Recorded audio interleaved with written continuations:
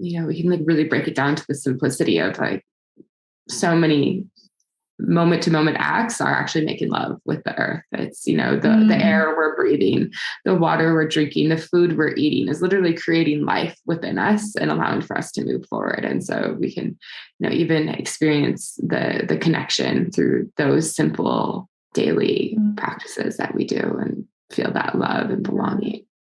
Yeah, it's this beautiful symbiosis and this merging. The earth needs us and we need it. And yeah, like this is one of the beautiful things, like reading into tantric philosophy and the dance of Shiva and Shakti and, consciousness and matter and all this beautiful stuff. And, that they're making love in every moment. And I love them going out into nature with this kind of perception and with this idea of like life is constantly making love to itself. And, that everything you're seeing is the expression of this love making, and kind of walking around in nature with this perception and seeing like the pollinating and the flowers, and you're like, wow, this is all so erotic and like so sensual, and there's so much beautiful erotic aliveness happening everywhere. Like, how could you ever be bored? Like, it's like, wow, it's like pouring all around me. Mm-hmm.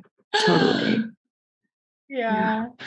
And I think another aspect of that too is recognizing, depending on where you live in the world, the seasons that the earth goes through is like, also going into winter and that periods of going inward. And, if you have a menstrual cycle and you bleed and you go like in through, your time of inwardness, or throughout your sexual expression and connection with another person, like perhaps there's times of, really outward desire and connection, but also those seasons and cycles that we go through where it's just like, hey, I'm not feeling super sexual. I'm actually, in my rest period and just wanting connection with myself, and being able to also recognize those seasons and cycles all around us.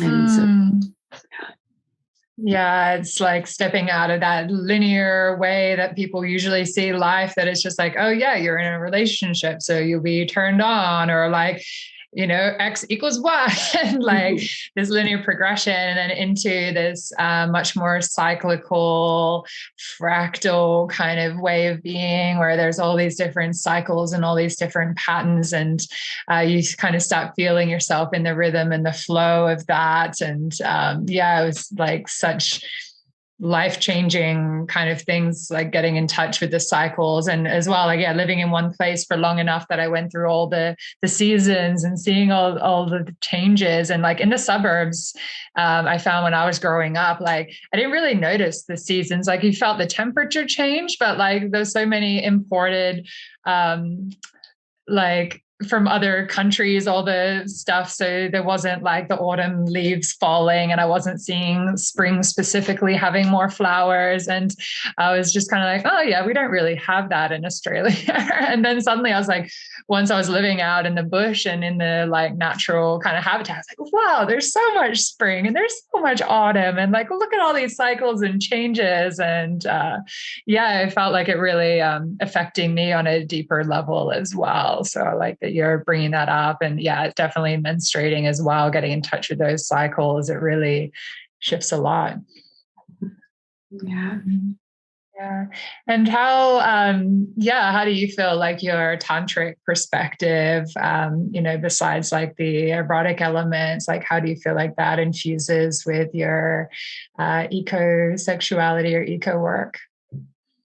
Yeah, I think it's, like with the tantric view of recognizing everything as a part of consciousness. And so getting to bring that to, all aspects of our expression, all aspects of life. And with the understanding that every thought and feeling and energy is like really vibrating from this place of consciousness, and interweaving like some of the classical tantric practices with some more of the neo-tantric practices too, of, having like meditation and presence and awareness with, breath work and sounding and energy work, and allowing for everything to weave together, and recognizing the divinity in all of it. And so with that, also then recognizing that the earth as as a part of it, and a part of, our home, our mother, our lover, a part of us. And,